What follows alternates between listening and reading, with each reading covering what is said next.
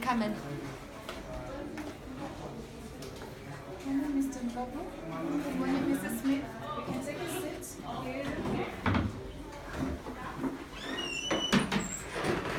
Welcome to Assistance Attorneys. We thank you so much for choosing us as a legal advisor. According to the email we received, you were saying you were married before and you needed some legal advice from us on your marriage to be. Is that correct? Yes, that's correct. Oh, okay. So, my learned friend, colleague here, Graham. Pleasure to meet you. Pleasure to meet you. Good morning. He's our specialist in family law here at this law firm. So I've asked him to sit in so he can brief you and give you some advice on the marriage, and you can ask him some questions. I'll be taking notes. Over to you. Okay, James and Lucy, pleasure to meet you. The first question that I need to ask is, do you guys have any assets or liabilities? Yes, I do have. I have a house which is registered in my name. Also have 100,000 rand in my bank account. Thank you, Lucy. James? No, I have only liabilities amounting to 125,000 rands and no assets. Okay, thank you, James. Okay, guys, with that in mind, I'm now going to describe the 3 marriage systems recognized in South Africa.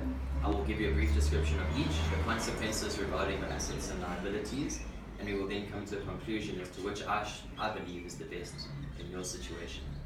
The first system of marriage is marriage in community of property. This is the default position in South Africa, meaning that should we not agree to any system, this system would apply. Marriage in community of property would result in a complete joint estate of assets and liabilities. That is why I asked if you guys have any assets and liabilities between you two. The resulting effect of this is that should you get divorced in the future, or should one spouse pass away, an undivided half share would be split between each of the spouses. This includes both assets and liabilities. So James, your liabilities would become Lucy's, and Lucy's, your assets would become James's. I think, having regard to your situation, perhaps we should look at the other systems of marriage, as we would want to avoid combining the assets and liabilities into a joint estate to protect each of the individual spouses. Do you guys have any questions on that system? Yes.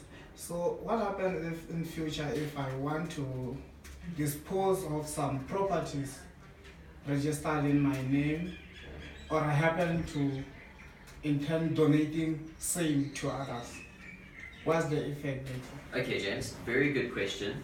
When you have a joint estate, you require the permission of the other spouse. You will not be able to dispose of any property within the joint estate without the other spouse's prior consent. Another issue is that of sequestration. Should one spouse be sequestrated, the other spouse will be sequestrated. This is not because of you two as individuals, but it is because of the joint estate. With that in mind, I think we should move on to the next system of marriage. That is the marriage out of community of property, excluding the accrual. This system of marriage is commonly known as a complete separation of assets. That means that neither spouse will share in the success of the other spouse during the marriage. Therefore, what you bring into the marriage is what you will walk away with. At the end of the marriage, whatever you guys come to accumulate between the two of you will be split directly down the middle. So James, if you should elect to work, and Lucy, you would elect to stay at home and look after the children, unfortunately, if James does obtain a bigger estate, you may not have a claim to that estate. Subsequently, when he passes away, there will also be effects regarding the devolution of your estates. I feel that this type of marriage system is maybe too extreme for the two of you, as no newlywed wants to enter a marriage completely separate from their spouse. I mean, it's not just a sharing of one another, it's a sharing of everything you guys have throughout life. So I think the next system of marriage, in my personal opinion, is the best system of marriage, and I also Before think... we proceed, Yes, James. so what happens if I am always left at home, taking care of the family, and my wife is working, and then we happen to divorce? What are the consequences thereafter? Okay, James, the major issue with the complete separation of assets is you would not be entitled to a half share of the estate, meaning that if you have not worked and Lucy has built up her estate, you would have to, after the divorce, file a maintenance claim against Lucy, and various factors would then be considered as to how much maintenance you'll be awarded and for how long. So you would have no share in her estate, as they are completely separate. So since I was married before, I've heard about the redistribution of assets. May you please explain to me how this thing works? Sure. A redistribution of assets occurs between the spouses where, upon death, should a movable property or an asset that is unable of being divided be left, you would have to enter into a redistribution agreement to have that property left to your particular children and the surviving spouse. However, with our focus on marriage, I don't think we should be focusing on the death and the end of the marriage. I think we should move on to what I think would serve you guys well. Oh, okay. And that system of marriage is the marriage out of community of property, including the accrual. Now, the accrual has to be specifically included within your marriage agreement. However, if it is not included, it will apply automatically should you guys get married out of community of property. As stated before, this is to prevent a complete separation of assets, as it is generally inferred that you would want to share in one another's estates to the extent of the accrual. I believe that this system of marriage is superior to the former systems of marriage because it takes the pros of the previous two and it kind of throws the cons out. What I mean by that is that the accrual provides where the spouse who enters the marriage with the least amount of assets, James, that would be you in this instance, you would be able to obtain a certain percentage of the accrual that would between the assets that would accrue throughout the subsistence of the marriage upon the death of Lucy or upon a future divorce.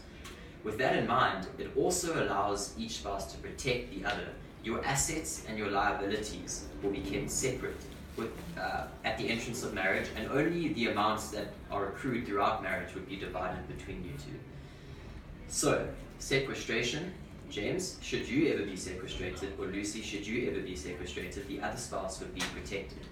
You may also devolve of your assets that you entered into the marriage with.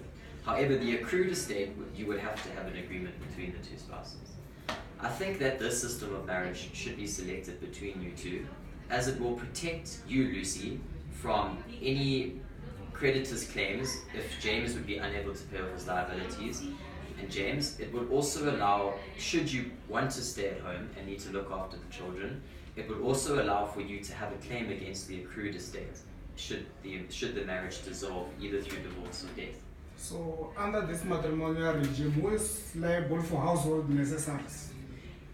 That would depend upon which spouse would be working. The spouse who earns the most would obviously, and who has the higher asset share, and that would be determined at the entrance of the marriage, would be responsible for household necessaries and provisions to that effect. Okay. With that being said, would you guys be interested in that marriage system? Would you want to go forward with an agreement? I think the last one is the best. Okay, thank you, James. I agree. Of property with accrual. Okay, Daphne, what do you think? I think that you have made the right choice. You guys, given your history and the circumstances, that is a very best and very good marriage option. We wish you all the best. Thank you so much. I'll begin drafting your agreement. I appreciate your advice. Thank you. I'll email you everything that we have discussed here, and if you've got any queries and questions, please inform me. Then we'll get to your mandate. Thank you so much. Thank you so much. Thanks, guys. We'll see you soon. James? Thank you. Thank you.